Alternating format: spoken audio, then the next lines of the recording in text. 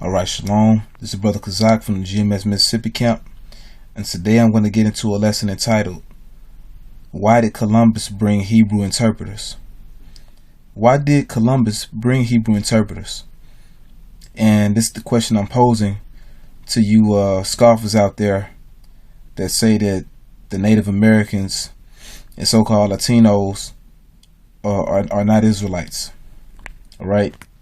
So, I mean, that just doesn't add up. Why would he need to bring men with him on his mission to so-called discover the Americas, which they wasn't discovering it because people were already here? Why would he bring men that spoke Hebrew? And I want to get the proof on it. All right, it's out of the book Lost Tribes and Promised Lands by Ronald Sanders. Okay, this is on page, what page is this? 93. Okay, and I'm gonna start reading right here. We do not know much concerning Columbus's crew of about 90 men aboard the 3 ships, but at least one of them was an Israelite, whose presence as such was not merely accidental. And when it says he was an Israelite, basically he was a so-called black man that still practiced the Israelite customs, because you had Israelites over in Spain, over in Portugal, and they were calling them Morenos. And the word Moreno, it means black.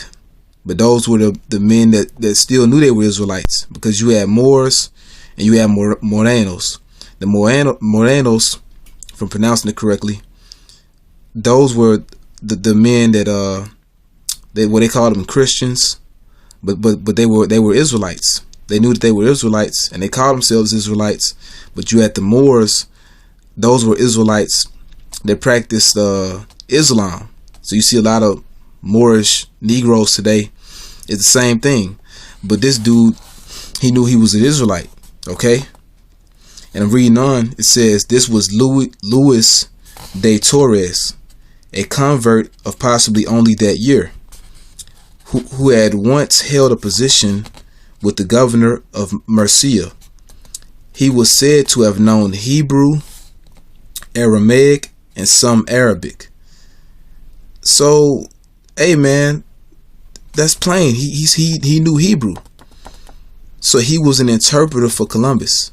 Well, let's finish the sentence. And had been brought along by Columbus specifically as an interpreter. To interpret what? To interpret the Hebrew that the so-called Indians were speaking. That's what he was brought for. Okay, that's what he was brought for, man. To interpret the Hebrew that the Indians were speaking. Okay. All right, so gonna leave that page, and this is the other page we're going to. Now you had a man by the name of Antonio de Montesinos, and he was also an interpreter. Okay, he spoke Hebrew, and I don't know much about this man, but I believe he was a Moreno. I believe he was an Israelite from Spain. Okay, or Israelite from Portugal. It says Portuguese Moreno. Well, it says Moreno right here. You see, so he was from Portugal. All right. So because you had Israelites, you had Moors and Morenos in Spain. You had them in Portugal, and that's what Esau took us down at, man. You know, when the Renaissance came, the Borgia family, they took us down in Spain, in Portugal, in Italy. You know, they started taking down our strongholds, man. Constantinople, you know. But getting to the point, this is Montezino speaking, and I'm gonna get to the point. And this is what he said: those Indians, he told himself, they are Hebrews. This is what Montesinos is saying, and this is a pretty long account. I'm going to read it. I'll read it anyway. Waving a banner high in the air, The Indian guide soon was greeted by a puff of smoke far beyond the other bank of the river. In response to his signal, the two men awaited. Eventually, a canoe appeared bearing 3 men and a woman, all of them Indians, to the place where Francisco and Montesinos were standing at the water's edge. The woman got off and spoke to Francisco in an Indian tongue that Montesinos could not understand.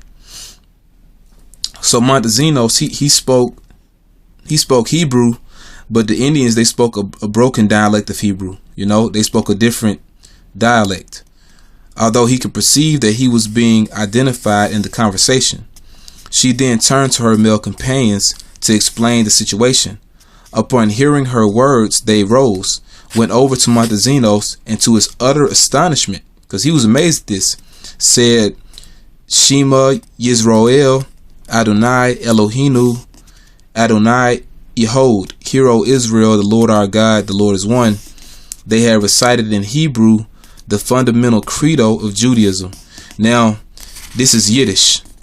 They didn't speak this. Actually, what they were saying, they said Shemai, which means hear, Yasharallah, which means Israel, Adonai. Well, they wasn't saying Adonai. They said the Lord's name. The word Adonai, it goes back to the Hebrew Adawan, which means Lord.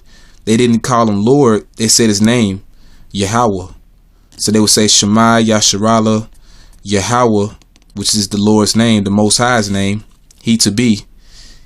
Eloheinu, that's his power or God. They were saying Allah YAHAWAH, which means our God. And they said Yahawah again, not Lord, not Adonai. So Yahawah, it says Ehod, but it was Ahud. So they said Shema Yasharallah Yahawah Allah YAHAWAH Yahawah Ahud, Hear, O Israel, the Lord our God, the Lord is one. So they spoke Hebrew. Okay, they spoke Hebrew. So I mean, that's the point. Why were these interpreters brought to the Americas, man, to speak to the Indians? These men that spoke Hebrew. Now, he didn't understand it at first, but when they said this, he understood that. You know, he understood Hebrew. Montesinos, when you look him up, man. I mean, this is beautiful. When you read all this, it says they spoke Hebrew. You know, I mean, it's a lot of info in this book, man. But the point is, why did Columbus bring Hebrew interpreters? If the Native Americans, if the Latinos, you know, the Spanish-speaking brothers are not Israelites, man. All right? Because they are the Israelites, that's why. All right, so with that, I hope that was edifying. And with that, I'm going to say shalom.